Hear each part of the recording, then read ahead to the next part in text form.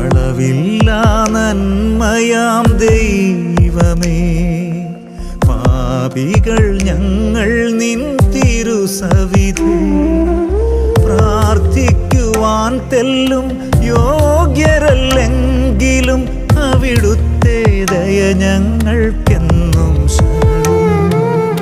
അളവില്ലാ നന്മയാം ദൈവമേ, പാപികൾ ഞങ്ങൾ നിൻ തിരുസവിധേ പ്രാർത്ഥിക്കുവാൻ തെല്ലും യോഗ്യരല്ലെങ്കിലും അവിടുത്തെ ദയ ഞങ്ങൾക്കെന്നും